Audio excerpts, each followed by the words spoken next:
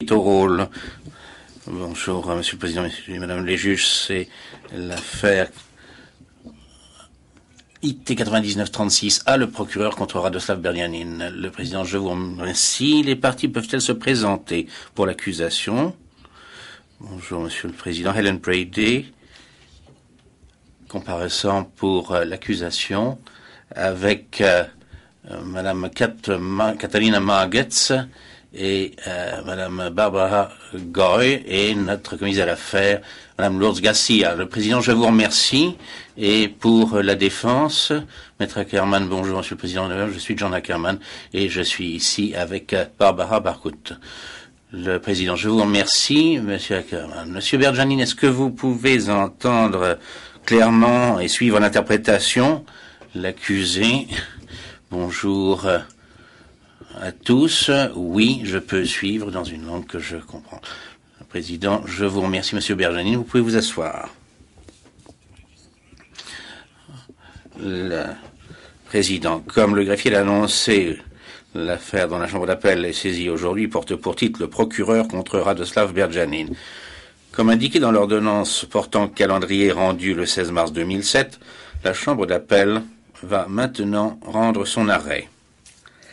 Conformément à l'usage au tribunal international, je ne donnerai pas lecture du texte de l'arrêt à l'exception de son dispositif. Au fin de la présente audience, je rappellerai les questions soulevées dans le cadre de la procédure d'appel. Je souligne qu'il s'agit ici d'un résumé qui ne fait pas partie intégrante de l'arrêt. Seule fait autorité l'exposé des conclusions et motifs de la Chambre qui figurent dans le texte écrit de l'arrêt dont des copies seront mises à la disposition des parties à la fin de l'audience. L'acte d'accusation qui est à l'origine de la présente affaire reprochait à Radoslav Berdianin une série de crimes commis entre le mois d'avril et le mois de décembre 1992 en Bosnie-Herzégovine, en particulier dans la région autonome de Krajina, appelée aussi la RAK. Au cours de cette période, Radoslav Berdianin a occupé différents postes dans la RAK, où il a notamment exercé les fonctions de président de la cellule de crise de la RAK et ultérieurement de président de l'organe qui a succédé à cette cellule, à savoir la présidence de guerre de la RAK. Dans le jugement qu'elle a rendu le 1er septembre 2004, la Chambre de première instance 2 a déclaré Radoslav Berdianin coupable en application de l'article 7.1 du statut du tribunal des crimes suivants. Persécution, un crime contre l'humanité, chef 3, incluant la torture, un crime contre l'humanité, chef 6, déportation, un crime contre l'humanité, chef 8, et des actes inhumains, transfert forcé, un crime contre l'humanité, chef 9. Homicide intentionnel, une infraction grave aux conventions de Genève, chef 5, torture, une infraction grave aux conventions de Genève, chef 7, destruction sans motif d'agglomération de villes et de villages ou dévastation que ne justifient pas les exigences militaires, une violation des lois ou coutumes de la guerre, chef 11, et destruction ou endommagement délibéré d'édifices consacrés à la religion, une violation des lois ou coutumes de la guerre, chef 12. La Chambre de première instance a déclaré Radoslav Berdianin non coupable des crimes de génocide chef 1, complicité dans le génocide chef 2, extermination, un crime contre l'humanité chef 4, destruction et appropriation de biens non justifiés par les nécessités militaires et exécuté sur une grande échelle de façon illicite et arbitraire, une infraction grave aux conventions de Genève, chef 10. La Chambre de première instance 2 a condamné Radoslav Berdianin à une peine unique de 32 ans d'emprisonnement. L'accusation et Radoslav Berdianin ont l'un et l'autre interjeté appel du jugement, et nous avons entendu les exposés concernant ces appels les 7 et 8 décembre 2006. Par ces exposés, ainsi que par un mémoire écrit antérieur, nous avons aussi été informés des vues de l'Association des conseils de la défense en ce qui concerne la question de l'entreprise criminelle commune, qui est au premier plan de l'appel du bureau du procureur. Je vais brièvement rappeler les moyens que Radoslav Berdianin a soulevés dans le cadre de son appel, après quoi j'examinerai les moyens présentés par l'accusation. Dans son acte d'appel, Radoslav Berdjanin allègue que plus de 150 erreurs ont été commises. Je ne les examinerai pas toutes. À la place, j'exposerai en premier lieu la méthode que la Chambre d'appel a suivie d'une façon générale pour examiner les erreurs alléguées. J'exposerai ensuite les conclusions globales auxquelles la Chambre d'appel est parvenue au sujet des conclusions de la Chambre de première instance que Radoslav Berdjanin a contestées concernant le programme politique des Serbes de Bosnie et le rôle qui a été le sien dans sa mise en œuvre. Enfin, j'analyserai les allégations d'erreurs qui mettent en cause directement certaines déclarations de culpabilité. D'emblée, la Chambre d'appel a décidé d'écarter purement et simplement bon nombre d'erreurs alléguées par Radoslav Berdjanin. La Chambre d'appel a procédé de la sorte lorsque les erreurs qu'il a alléguées, 1. Contestent des constatations sur lesquelles la Chambre de première instance ne s'est pas fondée pour le déclarer coupable. 2. Lorsque les erreurs qu'il allègue déforment les constatations de la Chambre de première instance ou ne tiennent pas compte d'autres constatations pertinentes. 3. Lorsqu'il se borne à affirmer que la Chambre de première instance n'a pas pris en considération les éléments de preuve pertinents. 4. Lorsque ces allégations se bornent à affirmer que la Chambre de première instance ne pouvait raisonnablement tirer telle ou telle conclusion de preuves indirectes. 5. Lorsqu'il est clair que ces allégations sont dénuées de pertinence ou qu'elles renforcent la constatation attaquée. 6. Lorsqu'elles font grief à la Chambre de première instance de s'être fondée ou non fondée sur tel ou tel élément de preuve, sans expliquer pourquoi cette constatation est erronée, compte tenu des autres éléments de preuve. 7. Lorsque ces allégations sont contraires au bon sens. 8. Lorsque les allégations en question ont trait à des constatations dont la pertinence n'est pas claire. En pratique, en recourant à ces 8 catégories que je viens de préciser, la Chambre d'appel a purement et simplement écarté des dizaines d'erreurs alléguées par Berdjanin. Cela étant, la Chambre d'appel a soigneusement examiné les nombreuses autres erreurs qu'il a alléguées.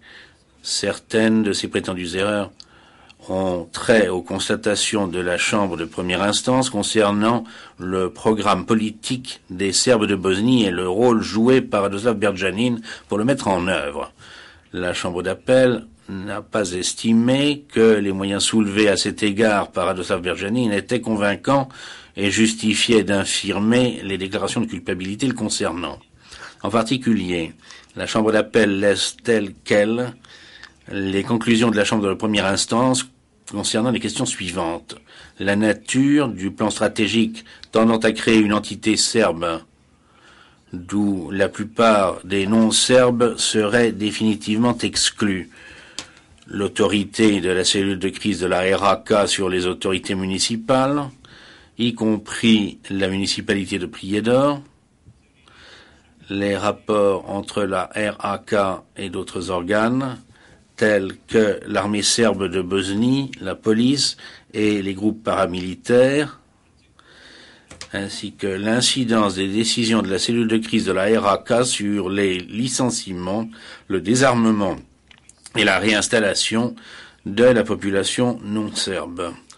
La Chambre d'appel laisse également intactes les conclusions de la Chambre de première instance quant au fait que Radoslav Berdjanin avait connaissance du plan stratégique et qu'il y a contribué, et aussi que Berdjanin savait que des crimes étaient en train d'être commis dans le cadre de l'exécution du plan stratégique en question. Je reviens maintenant à ce que Radoslav Berdjanin conteste s'agissant des crimes précis. Je commencerai par examiner les questions sur lesquelles la Chambre d'appel infirme le jugement de la Chambre de première instance. Elles sont au nombre de 2.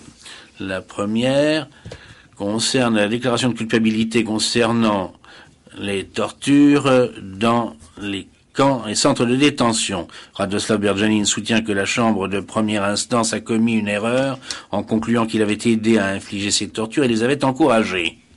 La Chambre d'appel reconnaît que pour un juge du fait raisonnable, les éléments de preuve ne permettent pas de constater que le comportement de Radoslav Berdjanin a eu un effet certain pour ce qui est d'infliger des tortures. La Chambre de première instance a déduit que le fait que Radoslav Berdjanin n'ait pas intervenu pour empêcher des tortures dans les camps et dans les centres de détention, ainsi que son attitude en public, a eu pour effet d'encourager le personnel des camps et des centres de détention à infliger des tortures. Toutefois, la Chambre de première instance est parvenue à cette conclusion sans avoir de preuve que le personnel en question était même conscient de l'attitude de Radoslav Berdjanin en public à l'égard des camps, de ces camps et de ces centres. En conséquence, la Chambre d'appel annule les déclarations de culpabilité prononcées à l'encontre de Radoslav Berdjanin concernant les tortures infligées dans les camps et les centres de détention.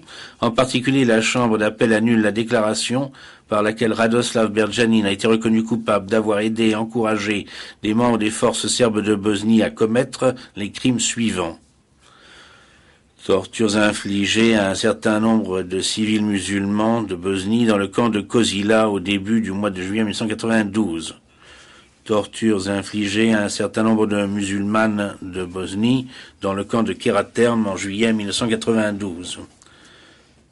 Tortures infligées à un certain nombre de musulmanes de Bosnie dans le camp de Ternopolier entre le mois de mai et le mois d'octobre 1992. Tortures infligées à un certain nombre de musulmanes de Bosnie dans le camp d'Omarska en juin 1992.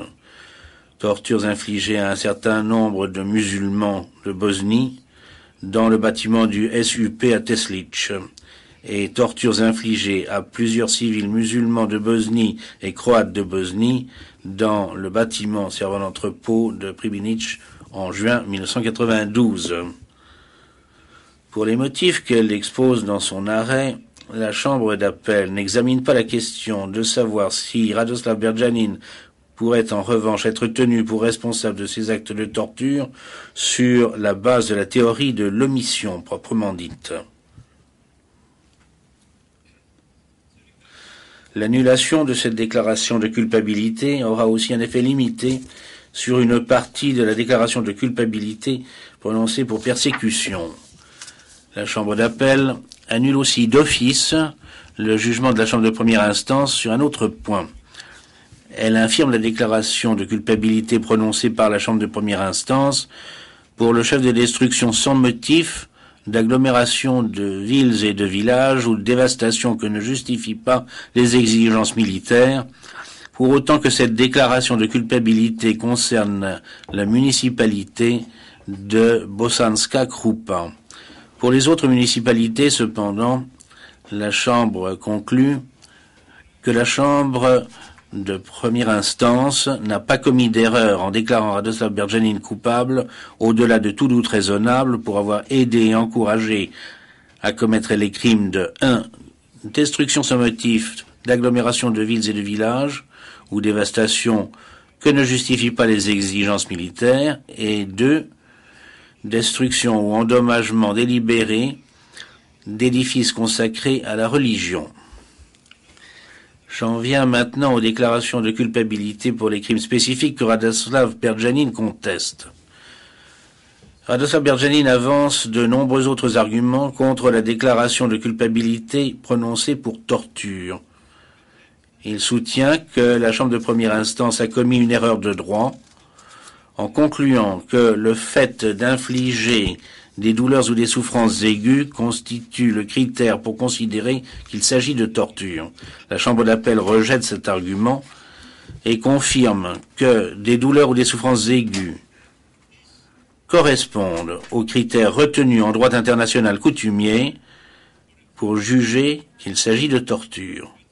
Savoir si ce critère est atteint relève de l'enquête destinée à établir la matérialité des faits que doit effectuer le juge du fait. En particulier, la Chambre d'appel rejette la suggestion de Berjanine, selon laquelle un mémorandum récent et qui a fait par la suite l'objet d'un retrait par le département de la justice des États-Unis d'Amérique a modifié ce critère en droit international. Non seulement le mémorandum en question a été retiré, mais encore, la position d'un seul État ne saurait, quoi qu'il en soit, modifier le droit international coutumier. Radoslav Berjanine affirme aussi que certains actes de torture, en l'occurrence les viols et violences sexuelles, étaient des crimes isolés de droit commun, et non des crimes commis dans le cadre d'un conflit armé, ou s'inscrivant dans le cadre d'une attaque généralisée et systématique. La Chambre d'appel rejette cet argument, car les faits de l'espèce confortent clairement les constatations contraires de la Chambre de première instance. La Chambre de première instance n'est pas parvenue à une conclusion déraisonnable quand elle a décidé que des crimes commis par des combattants et par des membres de forces qui les accompagnent lorsqu'ils recherchent des armes au cours d'un conflit armé, en profitant de leur situation, sont des crimes commis dans le cadre d'un conflit armé. La Chambre de première instance a aussi raisonnablement conclu, sur la base des éléments de preuve qui lui ont été présentés, que ces crimes ont été commis dans le cadre d'une attaque généralisée ou systématique contre la population civile. Radoslav Berjanine avance encore un certain nombre d'arguments pour contester la déclaration de culpabilité pour avoir aidé et encouragé à commettre des actes de torture lors de l'attaque de villes, de villages et alentours. La Chambre d'appel rejette ces arguments. En particulier, elle maintient telle quelle la conclusion de la Chambre de première instance, selon laquelle les décisions de la cellule de crise de la RAK, y compris les décisions de désarmer, a eu un effet important sur ces attaques. En ce qui concerne la déclaration de culpabilité pour homicide intentionnel, Radoslav Berjanine fait valoir que cette déclaration de culpabilité devrait être annulée parce que, entre autres choses, la Chambre de première instance n'a pas démontré que les forces qui ont commis ces homicides étaient des forces serbes de Bosnie et non pas, par exemple, des groupes venus de Serbie. Eu égard à la définition claire qui a été donnée de l'expression forces serbes de Bosnie dans l'acte d'accusation lors du procès et dans le jugement de la Chambre de première instance, la Chambre d'appel rejette cet argument. Radoslav Berjanine formule également plusieurs griefs concernant la déclaration de culpabilité prononcée à son encontre pour persécution. La Chambre de première instance a reconnu Radoslav Berjanine complice de persécution ayant pris la forme des crimes suivants: homicide intentionnel, torture, destruction de biens et d'édifices consacrés à la religion, expulsion et transfert forcé, actes de violence physique, viol, violence sexuelle, humiliation et dégradation constante, refus de reconnaître la liberté de circulation et le droit à une procédure régulière. La Chambre de première instance a également jugé que Radoslav Berjanine avait incité à commettre des persécutions dans le cas des expulsions et des transferts forcés, et qu'il avait ordonné des persécutions contre les personnes privées du droit à l'emploi. Radoslav Berjanine affirme qu'en droit, certains types de comportements, notamment les actes de violence physique, le refus de reconnaître le droit à ne pas être privé d'un emploi, le refus de reconnaître la liberté de circulation et le refus de reconnaître le droit à une procédure régulière ne relèvent pas de la compétence du tribunal. La Chambre d'appel rejette cet argument et rappelle à cet égard que les actes sous-tendant les persécutions sanctionnées par l'article 5H du statut ne doivent pas nécessairement constituer des crimes en droit international, dès lors qu'ils présentent le même degré de gravité que les crimes énumérés à l'article 5 du statut, qu'ils soient considérés isolément ou conjointement avec d'autres. La Chambre d'appel estime par ailleurs que Radoslav Borjanin n'a pas démontré pourquoi aucun juge du fait n'aurait pu raisonnablement conclure, au-delà de tout doute raisonnable, que les musulmans et les Croates de Bosnie de la RAK avaient été privés du droit à une procédure régulière pour des raisons discriminatoires. Radoslav Borjanin conteste également la conclusion de la Chambre de première instance selon laquelle il s'est rendu complice des crimes contre l'humanité que sont l'expulsion et le transfert forcé, et qu'il en a été l'instigateur compte tenu des décisions portant sur la réinstallation volontaire, entre guillemets, prise par les autorités de la RAK. Au vu des faits établis au-delà de tout doute raisonnable, la Chambre d'appel considère que Radoslav Borjanin n'a pas démontré en quoi la Chambre de première instance avait eu tort de conclure que les décisions relatives à la réinstallation volontaire et au désarmement avaient amené les autorités chargées de leur application à commettre les crimes d'expulsion et de transfert forcé. Nous en venons maintenant aux moyens d'appel soulevés par l'accusation. Initialement, au nombre de 5. L'un d'entre eux ayant été retiré, il n'est donc pas examiné dans l'arrêt.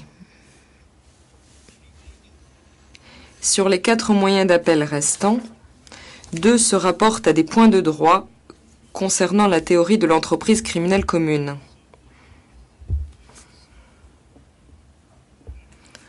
Dans son premier moyen d'appel, l'accusation conteste la conclusion implicite de la Chambre de première instance selon laquelle les auteurs principaux d'un crime, c'est-à-dire ceux qui le commettent matériellement, doivent être membres de l'entreprise criminelle commune pour qu'un accusé puisse être déclaré coupable de ce crime pour participation à cette entreprise.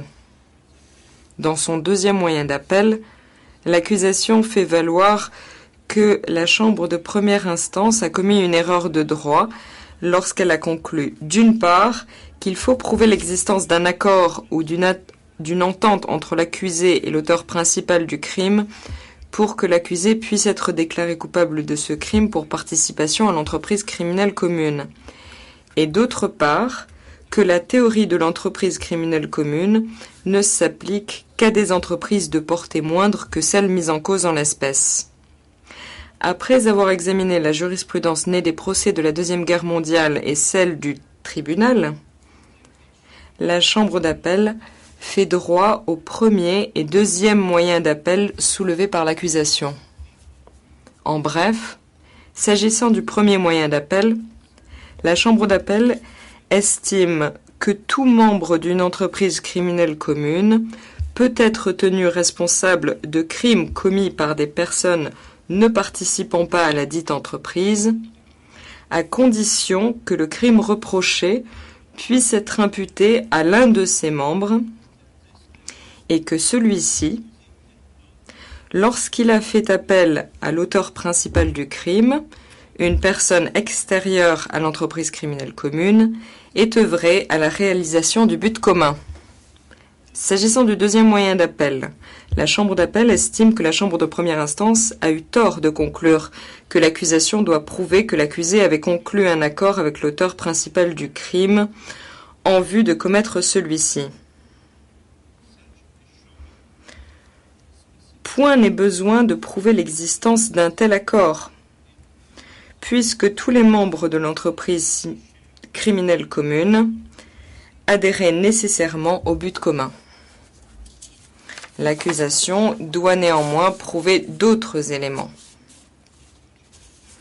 notamment le fait que l'accusé adhérait au but criminel commun et que le crime reproché s'inscrivait dans le cadre de celui-ci. S'agissant toujours du deuxième moyen d'appel, la Chambre d'appel estime que la Chambre de première instance a commis une erreur en concluant que la théorie de l'entreprise criminelle commune ne s'applique qu'à des affaires de portée moindre. Il ressort clairement de la jurisprudence du tribunal que la théorie de l'entreprise criminelle commune peut s'appliquer à des affaires concernant plusieurs municipalités. Partant, la Chambre d'appel fait droit au premier et deuxième moyen d'appel soulevés par l'accusation, en ce qu'ils ont trait au point de droit susmentionné. Reste à déterminer l'incidence de cette décision sur les déclarations de culpabilité prononcées en l'espèce. L'accusation avance que, même si son premier moyen d'appel était accueilli, il serait injuste de déclarer Radoslav Borjanin coupable pour participation à l'entreprise criminelle commune, puisque les parties étaient convenues au procès que, pour prononcer une telle déclaration de culpabilité, les auteurs principaux des crimes devaient être des membres de l'entreprise criminelle commune. Compte tenu de la position commune des parties sur ce point, il serait injuste de prononcer de nouvelles déclarations de culpabilité à l'encontre de Radoslav Borjanin sur cette base, car on peut raisonnablement penser qu'au procès, il aurait pu réfuter la thèse de l'accusation en démontrant que les auteurs principaux des crimes n'étaient pas des membres de l'entreprise criminelle commune. D'autres moyens à décharge auraient donc pu être présentés sur ce point et ne l'ont pas été. Compte tenu des circonstances particulières de l'espèce, la Chambre d'appel estime qu'elle ne peut prononcer de nouvelles déclarations de culpabilité à l'encontre de Radoslav Borjanin que si la Chambre de première instance a conclu que les auteurs principaux des crimes reprochés étaient tous des membres de l'entreprise criminelle commune. Or, la Chambre de première instance n'a rien conclu de tel. Elle n'a pas non plus précisé qui, parmi les auteurs principaux, étaient des membres de l'entreprise criminelle commune. Partant, vu la position commune des parties sur ce point, la Chambre d'appel ne prononcera pas de nouvelles déclarations de culpabilité sur la base de la théorie de l'entreprise criminelle commune. Pour ce qui est de certains aspects de l'appel de l'accusation concernant l'entreprise criminelle commune, la Chambre d'appel fait remarquer que le juge Sheraboudine ne se rallie pas à la position exprimée par la majorité des juges et qu'il joint en conséquence une opinion partiellement dissidente. J'ai également joint une brève opinion individuelle dans laquelle j'expose mon opinion concernant un aspect bien précis de l'appel interjeté par l'accusation. Le juge Van den Wingart a joint une déclaration sur ce point. Dans son troisième moyen d'appel, l'accusation fait grief à la Chambre de première instance d'avoir acquitté Radoslav Borjanin des homicides intentionnels commis dans les camps et les lieux de détention pour lesquels il était mis en cause en tant que complice et de plusieurs meurtres commis par le groupe paramilitaire de Mitche dans la municipalité de Teslić. Ce moyen d'appel est rejeté. L'argument de l'accusation, selon lequel Radoslav Borjanin devrait être déclaré coupable des meurtres perpétrés dans les camps et les lieux de détention, se fonde sur le raisonnement suivi par la Chambre de première instance lorsqu'elle l'a déclaré coupable en tant que complice des tortures infligées dans les camps et les lieux de détention. Cependant, la Chambre d'appel ayant conclu que la Chambre de première instance avait eu tort de tenir Radoslav Borjanin responsable des tortures infligées dans les camps et les lieux de détention, les arguments avancés par l'accusation sur ce point ne sauraient être retenus. S'agissant des meurtres commis par le groupe paramilitaire de Mitche, la Chambre d'appel estime que l'accusation n'a pas démontré qu'aucun juge du fait n'aurait pu raisonnablement acquitter Radoslav Borjanin de ces crimes.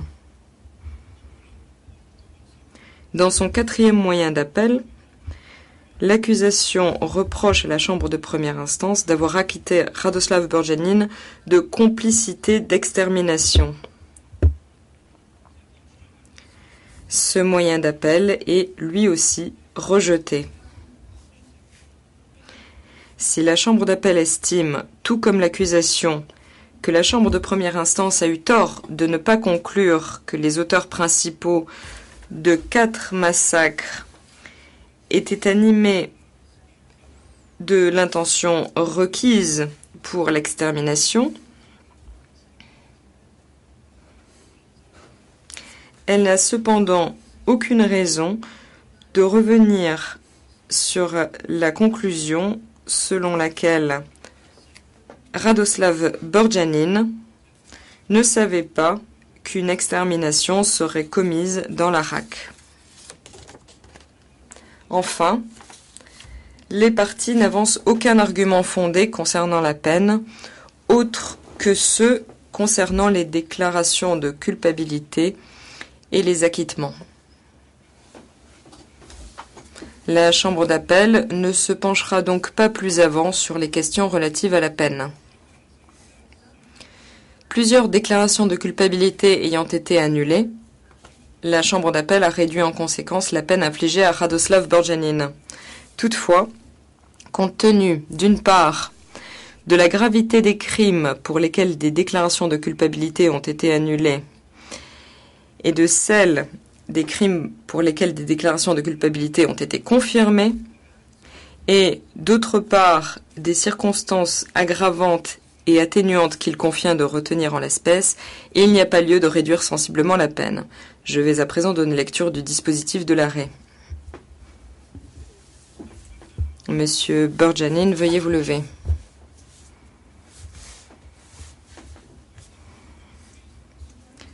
Par ces motifs, la Chambre d'appel, en application de l'article 25 du statut et des articles 117 et 118 du règlement de procédure et de preuve,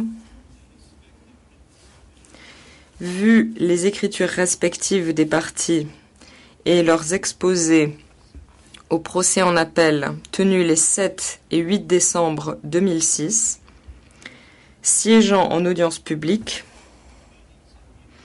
accueille en partie l'appel de Radoslav Borjanin et annule la déclaration de culpabilité prononcée à son encontre concernant le chef 3, persécution un crime contre l'humanité, en ce qu'elle a trait aux tortures constitutives de crimes contre l'humanité infligées dans les camps et les lieux de détention, chef 6. Annule la déclaration de culpabilité prononcée à son encontre concernant le chef 7, torture, une infraction grave aux conventions de Genève de 1949, seulement en ce qu'elle a trait aux tortures infligées dans les camps et les lieux de détention. Annule la déclaration de culpabilité prononcée à son encontre concernant le chef 11, destruction sans motif d'agglomération de villes et de villages ou dévastation que ne justifient pas les exigences militaires, une violation des lois ou coutumes de la guerre. Seulement en ce qu'elle a trait à la municipalité de Bosanska Krupa. Rejette l'appel de Radoslav Borjanin pour le surplus. Accueille le premier moyen d'appel de l'accusation, le juge Sharaboudine étant partiellement en désaccord, et le deuxième moyen d'appel de l'accusation, sans pour autant modifier les déclarations de culpabilité prononcées à l'encontre de Radoslav Borjanin à cet égard pour les motifs exposés dans l'arrêt. Rejette les troisième et quatrième moyens d'appel de l'accusation. Note que le cinquième moyen d'appel de l'accusation a été retiré. Condamne Radoslav Borjanin à une nouvelle peine de 30 ans d'emprisonnement, le temps passé en détention préventive étant déduit de la durée totale de la peine, comme le prévoit l'article 101C du règlement. Ordonne, en application des articles 103C et 107 du règlement, que Radoslav Borjanin reste sous la garde du tribunal jusqu'à ce que soient arrêtées les dispositions nécessaires pour son transfert vers l'État dans lequel il purgera sa peine. Le juge Christine van den Wingart joint une déclaration. Le juge Théodore Meron joint une opinion individuelle. Le juge Mohamed Shahabuddin joint une opinion partiellement dissidente. Monsieur Borjanin, vous pouvez vous asseoir. Monsieur le greffier, veuillez distribuer des exemplaires de l'arrêt aux parties.